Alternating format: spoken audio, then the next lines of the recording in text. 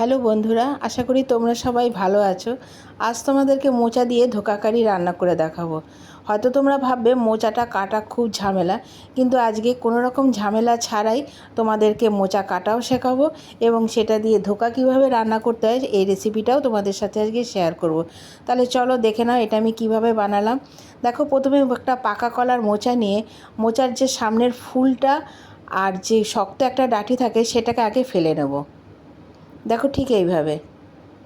এবার একটা বাটিতে কিছুটা জল নিয়ে তার মধ্যে হলুদ দিয়ে মোচাগুলোকে ছাড়িয়ে তার মধ্যে রেখে দেবো। এবার প্রেসার কুকারে আমি মোচাগুলোকে নিয়ে সেদ্ধ করে নিলাম।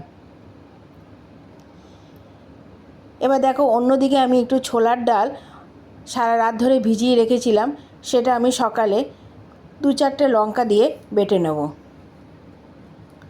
ভালো করে একটা মিহি পেস্ট বানিয়ে নেব।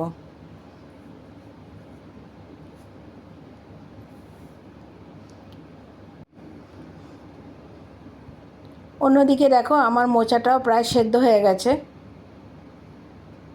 এটা ভালোভাবে সেদ্ধ করে নিতে হবে। এবার একটা কাটারে আমি মোচাটাকে নিয়ে ঠিক এইভাবে, যদি তোমাদের কাছে নাও থাকে তাহলে তোমরা এটা মিক্সিতেও একটা রাউন্ড দিয়ে কাটিয়ে নিতে পারো, কিন্তু আমার কাছে এই কাটারটা ছিল, এটাতে আমি মোচাটাকে ভালো মতন কেটে নিয়েছি। দেখো মোচাটা কি সুন্দর কাটা হয়ে গেল। এবার কড়াইতে কিছুটা তেল দিয়ে দিলাম। এবার তেলটা গরম হয়ে গেলে তার মধ্যে আমি ফোড়নে জিরে দিয়ে দিলাম। এবার যে মোচাটা কেটে রেখেছিলাম সেটাও আমি ওর মধ্যে দিয়ে দিলাম। এরপরে দিয়ে দেবো সামান্য নুন আর সামান্য হলুদ। এবার এটা মিনিট 5 রান্না করে এর মধ্যে আমি 2-1টা জিনিস আরও অ্যাড করব। প্রথমে দিয়ে দেবো একটু জিরে গুঁড়ো, আর একটা আলু আমি আগে থেকে সেদ্ধ করে রেখেছিলাম সেটাও আমি ওর মধ্যে দিয়ে দেবো। এরপরে যে ডালটা আমি সেদ্ধ করে রেখেছিলাম সেটাও আমি এর মধ্যে দিয়ে দেবো।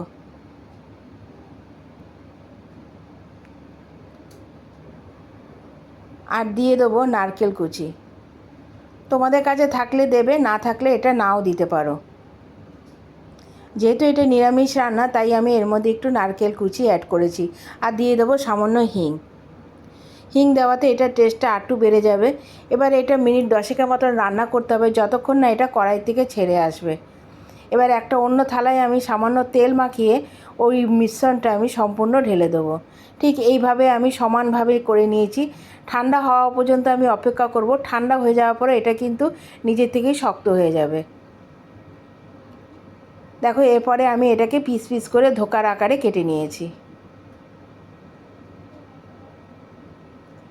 দেখো ঠিক এইভাবে। তোমরাও বাড়িতে অবশ্যই একবার ট্রাই করো। রেসিপিটা কিন্তু করতে খুবই সোজা, করতে কিন্তু খুব একটা সময় লাগে না, কিন্তু খেতে কিন্তু দারুণ লাগে। এবার অন্যদিকে আমি একটা মশলা বানিয়ে নেব। আদা, কাঁচা লঙ্কা, আর তার মধ্যে দিয়ে দিয়েছি 2-4টে এলাচ আর দারচিনি, আর একটা হাফ টমেটো। এগুলি দিয়ে আমি একটা মশলা বানিয়ে রাখবো। এবার কড়াইতে বেশ খানিকটা তেল দিয়ে যে ধোকাগুলো আমি কেটে রেখেছিলাম সেটা এক এক করে ভেজে নেব। এগুলি একটু লাল লাল করেই ভেজে তুলব। দেখো আমার প্রায় এখানে ভাজা হয়ে গেছে। এবার কড়াইতে যে তেলটুকু রয়েছে তার মধ্যে আরেকটু জিরে ফোড়ন দিয়ে একটা শুকনো লঙ্কা, 2টো তেজপাতা ফোড়ন দিয়ে দেবো। আর আমি 2টো আলু মাঝারি সাইজের নিয়েছিলাম, সেটাকে একটু ছোট ছোট টুকরো করে কেটে নিয়েছি। তোমরা এর চেয়ে একটু বড় সাইজও কেটে নিতে পারো, আমি কিন্তু এখানে একটু ছোট করেই কেটেছি। এবার আলুগুলোকে আমি একটু লাল লাল করে ভেজে নেব। তোমাদের কাছে অনুরোধ রইল পুরো ভিডিওটা দেখার, আর অবশ্যই তোমরা বাড়িতে একবার ট্রাই করো, আর আমাকে কমেন্টস করতে কিন্তু তোমরা ভুলে যেও না। এরপরে আমি দিয়ে দেবো সামান্য নুন, আর দিয়ে দেবো আন্দাজ মতন হলুদ, আর একটা ছোট সাইজের টমেটো আমি রেখেছিলাম কুচিয়ে, সেটাও আমি এর মধ্যে দিয়ে দেবো। দিয়ে দেবো জিরে গুঁড়ো আর সামান্য ধনে গুঁড়ো, আর যে মশলাটা আমি বানিয়ে রেখেছিলাম সেটাও আমি দিয়ে দেবো, আর দিয়ে দিয়েছি সামান্য চিনি।